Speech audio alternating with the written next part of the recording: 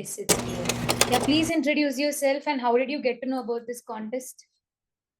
Sure. So I'm Saichan Ritvik. I'm currently based in New Delhi. I just graduated from BITS Pilani 2 weeks ago. So I got this mail from my university, BITS Pilani. So the dean asked us to participate if we were interested. So I had read Karma Yoga of Swami Vivekananda 4 years ago. I thought this would be a good idea to get to know about Vedantic principles and also Jnana Yoga. That's why I Hmm. registered. Okay. So what is your take-home message from practical Vedanta? What fascinated you the most from, these lectures of Swamiji? Sure. So in the first lecture itself, the first part, he posits that human beings are capable enough that faith in one person, faith in oneself is the highest ideal that they can have.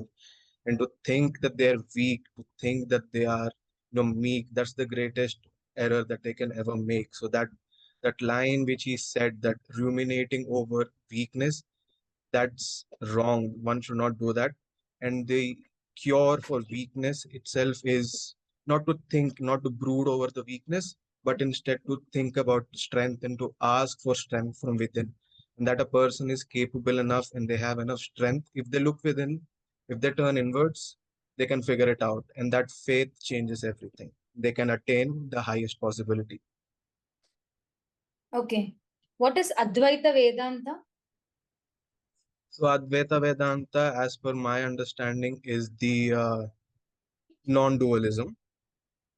So in so Swami posits that there were two branches, dualism and Buddhism.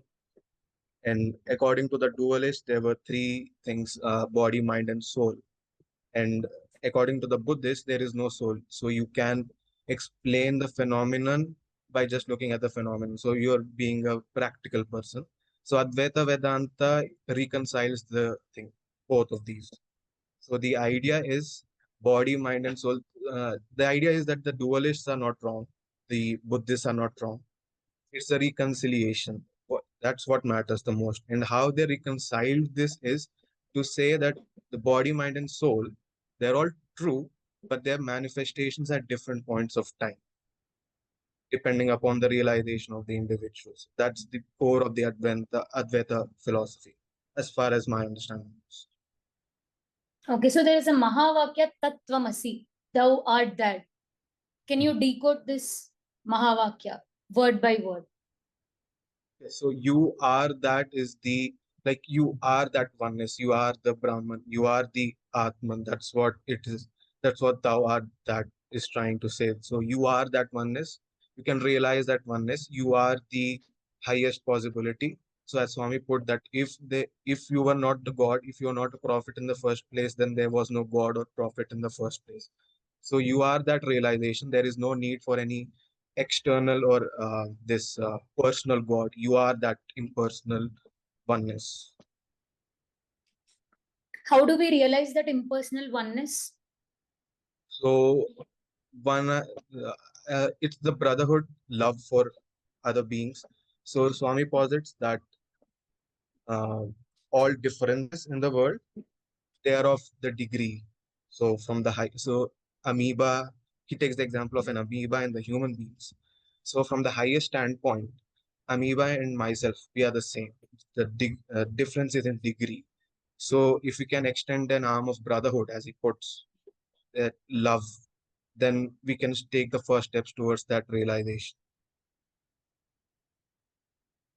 Okay. So Swamiji gives this analogy of a person frozen in snow.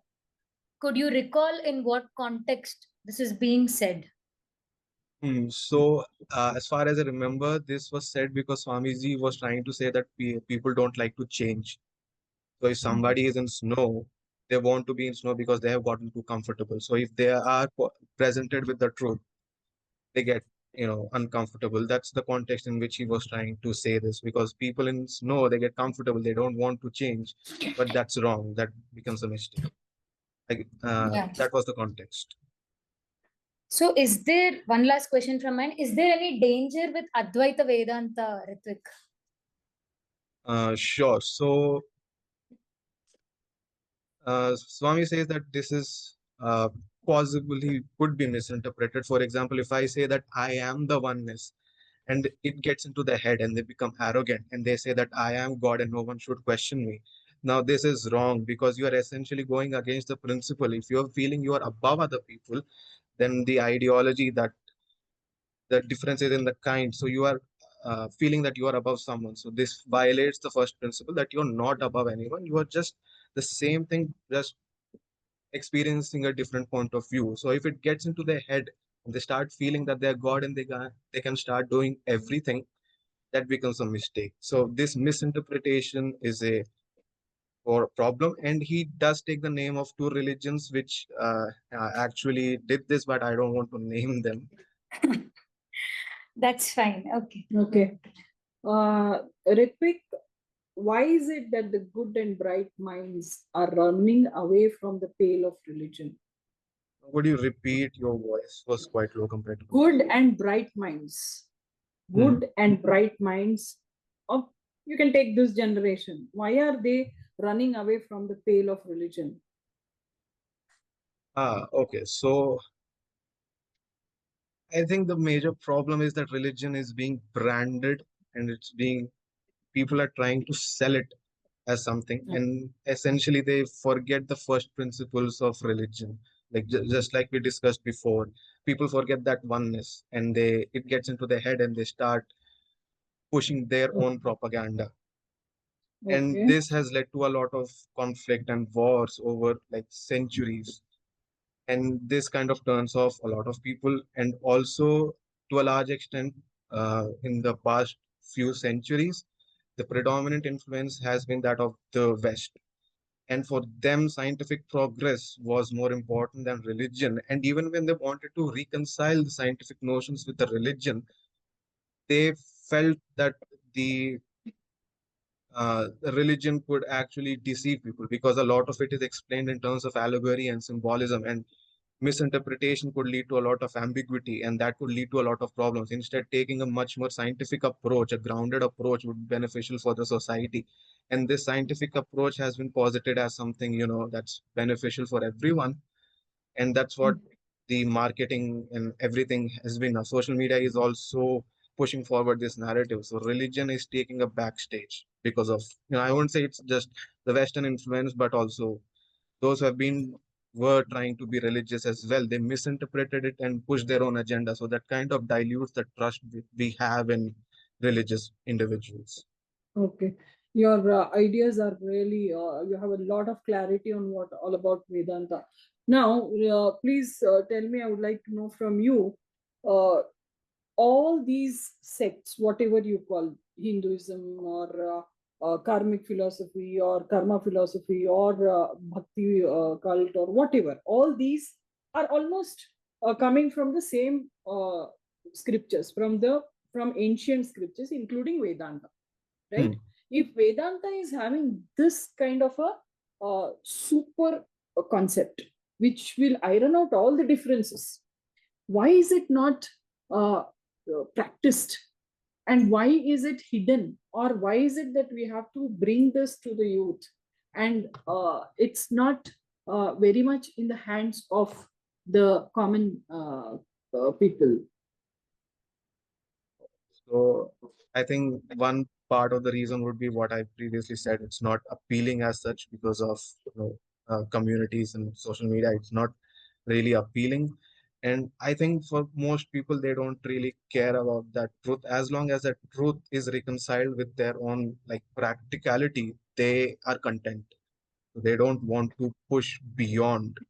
So I mean, if they pick up a part of the Vedanta, for example, I was talking about the weakness and the strength thing. So if they interpret it as affirming and having more strength within themselves, and that starts to give them results, they forget it for the next 20 years, 25 years, they forget it because it's working for them. And the fear that if they try something new or they adopt a new ideology or a philosophy as it is, that might lead to some changes, and that really is uncomfortable for a lot of people. I think Swami says this.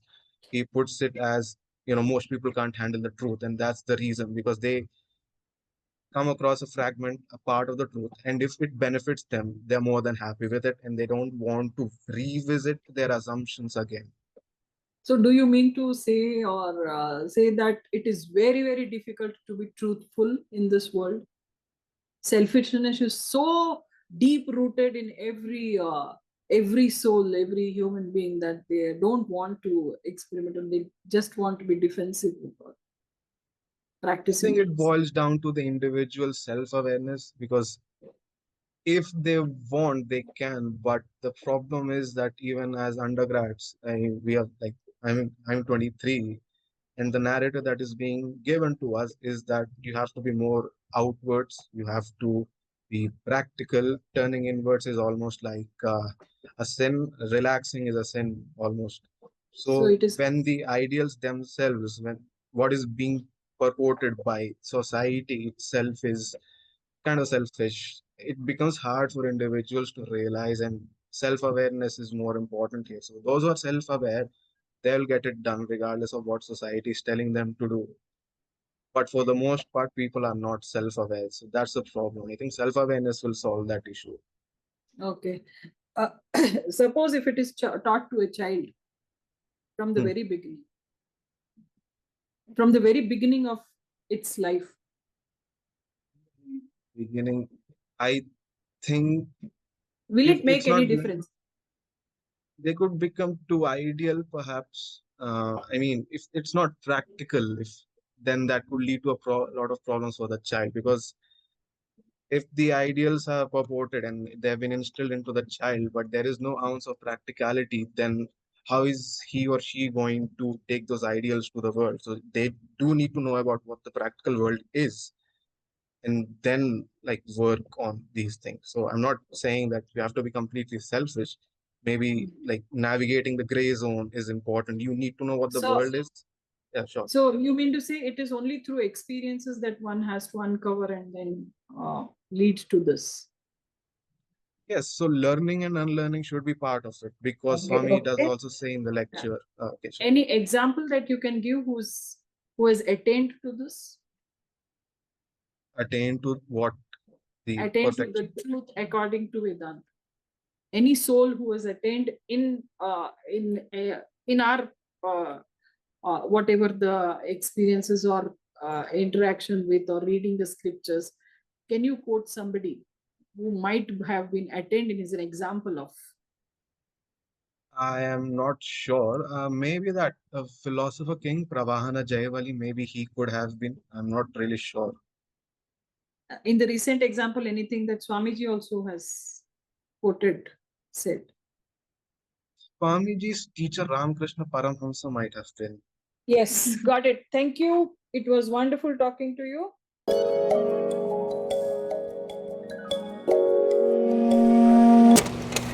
Sosmi. So ask me. How do I pronounce? Good evening, ma'am. Happy Janmashtami. Happy You Jan. pronounce How do I you pronounce pronounce? as so asmi. It's a Sanskrit origin name. It comes from soham asmi, as in I am Oh. that. Okay. Now you tell me, what are you, that or this? And what is this and what is that according to Vedanta of Swamiji? That is definitely the one truth, एक वो जो सच है, and वो ultimate reality. And this, other than that, nothing exists. All this world, जो भी ये संसार है, वो illusion ही है. जैसे स्वामी जी एग्जाम्पल लेके समझाते हैं सर्प और रज्जू का, तो उसमें रज्जू के अधिष्ठान पे ही सर्प का हमें illusion होता है, बट सर्प की ना ही कोई एग्जिस्टेंस है, ना ही कोई आइडेंटिटी है without Rajju, and Rajju is all that exist. So I am that. So, Aham Brahmasmi. so if I am that, if I am infinite, if I am pure, if I am, truth, if everything is in me, why is it so difficult for me to understand or feel what I am? हमारे past के संस्कार जो हमने इतने जन्म लेके इकट्ठे कर लिए हैं, जो हमारे चित्त पे पड़ गए हैं, उन संस्कारों की वजह से ही we do not realize that we are that one ultimate reality, that real Brahm, and we associate ourselves with the body, the mind, मन, बुद्धि, चित्त, अहंकार, पर ये सब हम है नहीं। जैसे शंकराचार्य जी भी कहते हैं कि मनोबुद्धि अहंकार चित्तानि नाहम शिवोहम। तो हम वो एक जो ब्रह्म है वही है, बट बस अपने अब जब आपने शंकराचार्य को कोट किया है तो मुझे बताइए, शंकराचार्य के अद्वैत वेदांत से विवेकानंद के एक्सप्लेनेशन ऑफ प्रैक्टिकल वेदांत में क्या क्या डिफरेंस है, या क्या क्या क्या चेंजेस है, या क्या है, कैसे एक्सप्लेन किया है प्रैक्टिकली बनाने के लिए? शंकराचार्य जी का जो वेदांत वेदांत तो देखिए उपनिषद और वेदों से जो आया है वो तो ultimately is the one thing. जो अलग अलग गुरु हैं, जो भी है भगवान शंकराचार्य या विवेकानंद जी, तो उन्होंने सिर्फ एक्सप्लेन करने का तरीका हो सकता है अलग हो, बट मेरी मान्यता तो ये है कि बात तो एक ही है। जब वेदांत खुद एकत्व की बात करता है, जीव ब्रह्म ऐक्य की बात करता है, तो उसमें डिफरेंसेस होना, मतद्वैत होना तो सीम्स लाइक यू नो गलत चीज।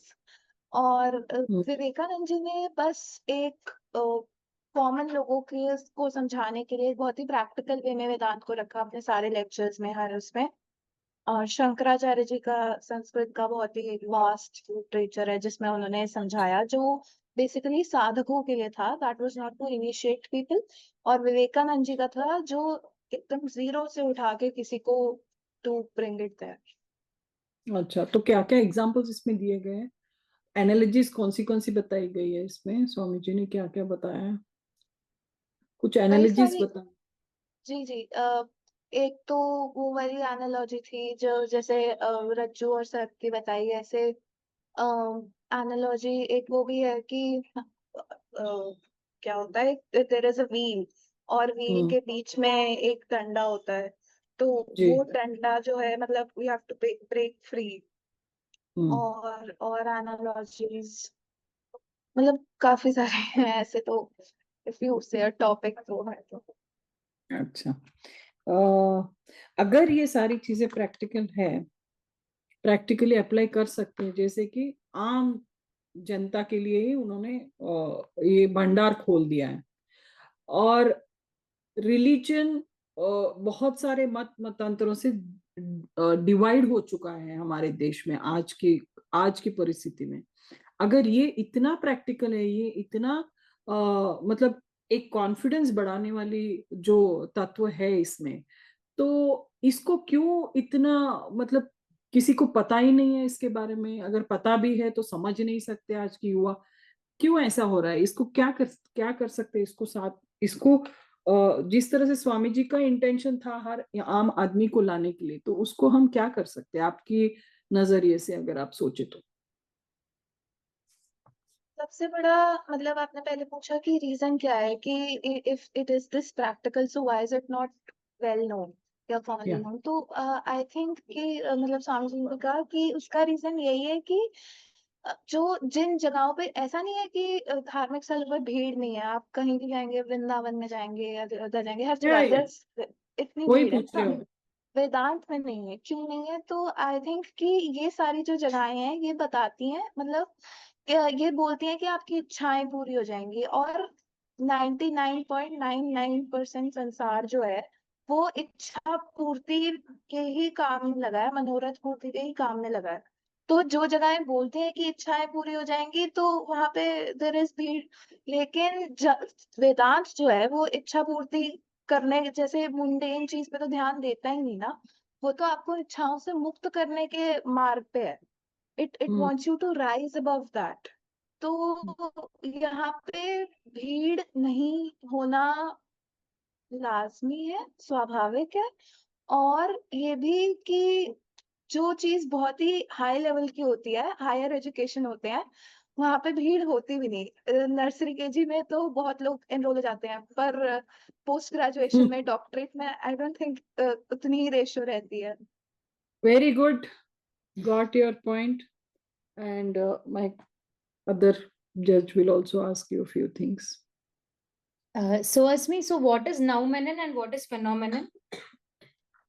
Yes, so noun was that one thing जैसे जो हमारे साथ हो रहा है जैसे समष्टि और व्यष्टि बोला जाता है अगर मैं वेदांत स्क्रिप्चर्स की भाषा में बोलूं तो समष्टि इज सारे संसार के साथ जो हो रहा है that one whole phenomena with the universe and sorry phenomena was the wrong word here the thing with the whole universe and व्यष्टि इज जो एक बंदे के साथ हो रहा है मतलब specific to an individual level.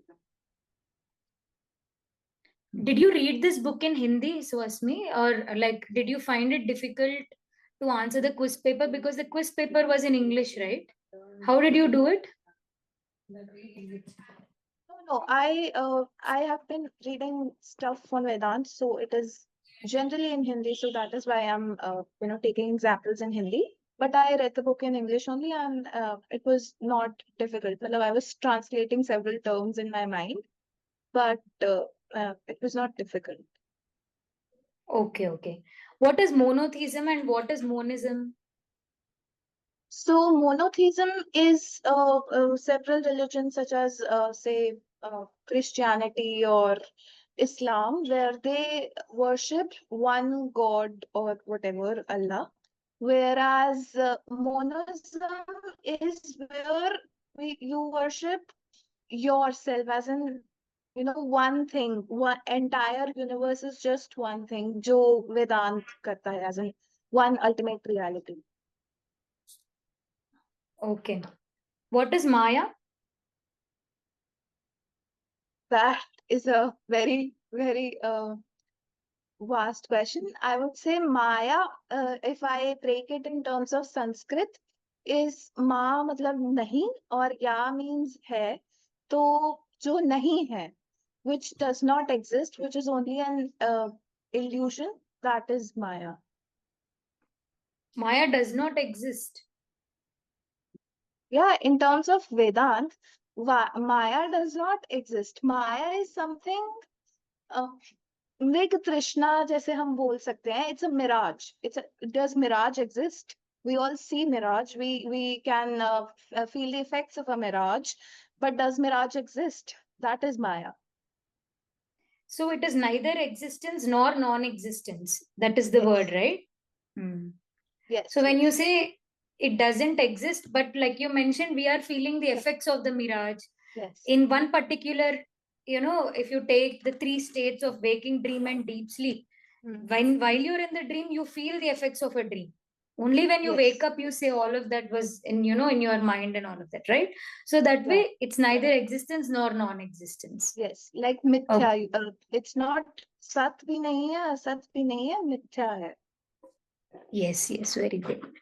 So what is the Buddhist worldview with respect to reality? How do they perceive reality? Buddhists, they have sort of, I think, nihilist views.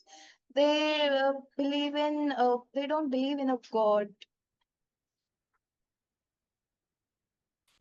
Okay, so do they But believe the in Buddhist this? philosophy was the like a middle way of philosophy, as in not living in extremes. That was also Buddhist philosophy.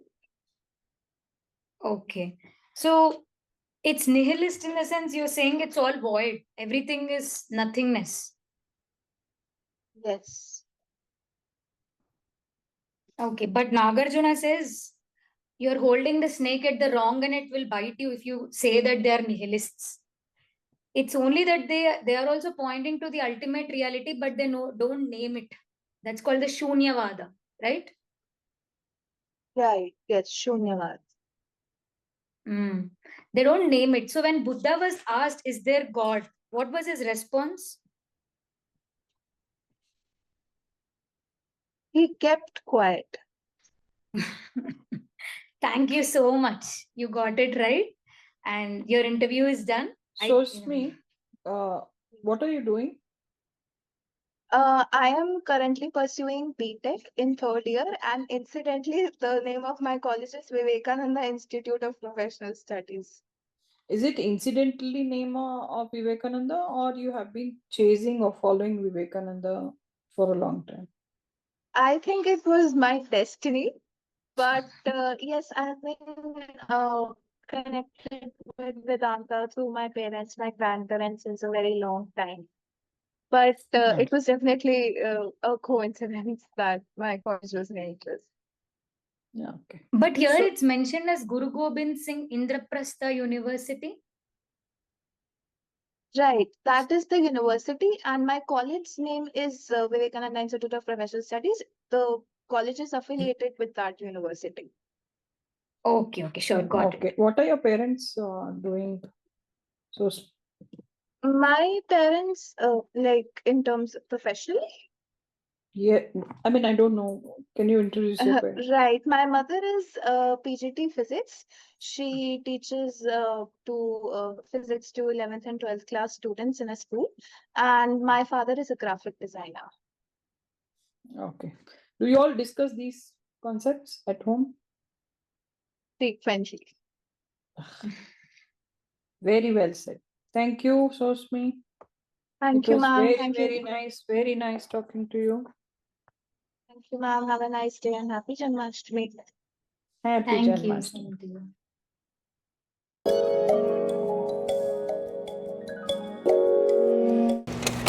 Namaste, Samrat Ashish. Ji. Yes, ma'am. Yeah. Tell me something about how you have understood, what you have understood, what impressed you after reading these Vedanta, practical Vedanta of Swamiji's. So reading this book has been a great experience for me, and I think that it has taught me various things like strength in oneself. Say it has taught me faith in self, as not believing in yourself is true atheism. Somewhere in the book it mentioned that you have to believe yourself to have faith in any Vedantic ideology, and Mm. it also said that you are already divine. Something like thou art that or tattvam asi. Mm. Uh, Uh, so okay. Yes, tell yes. me. And it also enforces the idea that the human body does errors, not the sins. Okay. You Whatever you do, they are to be errors and not sins. And in Swamiji say, okay, Swamiji says fear and morality can't go together. What does that mean? fear and morality can't go together. Mm. No, ma'am, I have not read the part 5 and 4 Yeah, deeply. no. Part 5 and How 4 I have many? not read deeply. Part 1 to 3 I have read deeply. Okay. What have you understood with the stories of? Don't go what story is saying. Just go on the gist of the story. Satyakam and Shvetaketu. These two stories tell a lot basic principles of Vedanta. What is that? So Shvetaketu and another name, ma'am? Satyakam. Satyakam. Satyakam. Satyakam. Yes, I did not focus on the names. So I only remember Shvetaketu being mentioned in the part 1 and part 3, I guess, in which he goes to the king and asks various questions. And king asked him various questions like, do you know where we go after death? And I told you not to go into the story. Just tell me the gist. What is the concept? What is the principle in those two stories?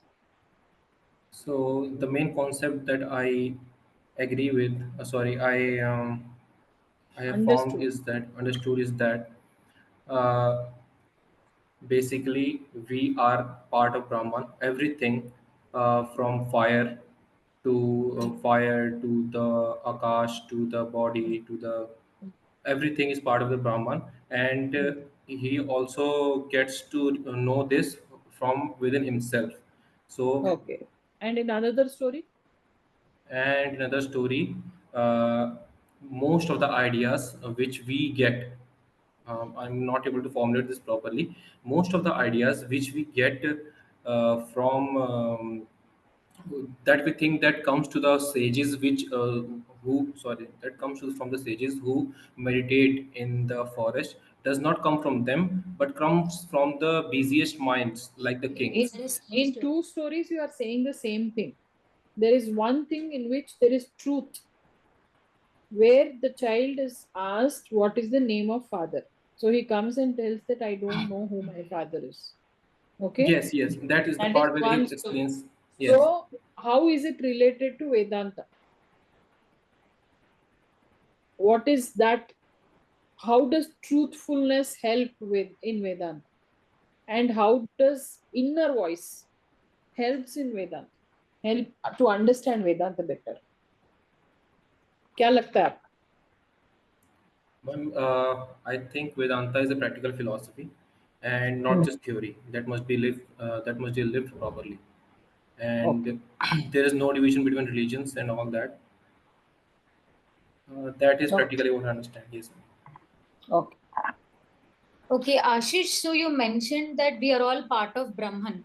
The fire is Yes. part of Brahman. So we'll go by that. We'll continue. So, in your understanding, does Brahman have parts? What is Brahman in your understanding? For me, Brahman is a true reality, and I think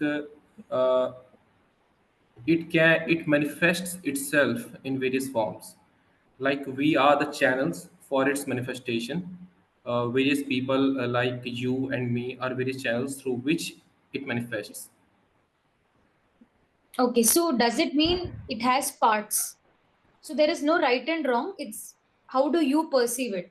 See, there is a body, but the body has parts. You see, there are hands, there are eyes, it's made up of different parts, and all these parts constitute this human body. So that way you're saying Brahman is the ultimate, the true reality, and it has parts. The parts are human beings, animals, plants, all of these are parts, right? Ma'am, I think that basically I'm a BTech graduate. So I think Okay. I'm in fourth year of my BTech. So everything for me is a little bit technical. So I see this as a big circle, Brahman as a big circle, and we are embedded within itself, and it's channeling us within itself through various channels, through various lines, and it has no parts. All the things are within itself. We Okay. if we as a single unit are separated from the Brahman, we cannot live. Say if we separate ourselves from the Brahman, we cannot breathe.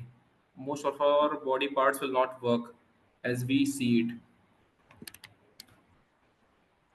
Can you separate yourself from Brahman at the first place? No, Even if you would like to. no, it's not possible for us. Okay. What do you understand by consciousness? I think consciousness is something we uh, which we assume. I'm basically saying that consciousness is a part of Brahman, and we are various channels through which it is seeing itself. So basically, you are one channel, and I am another channel, and I am seeing you through another channel, and basically realizing and feeling different realities through different channels.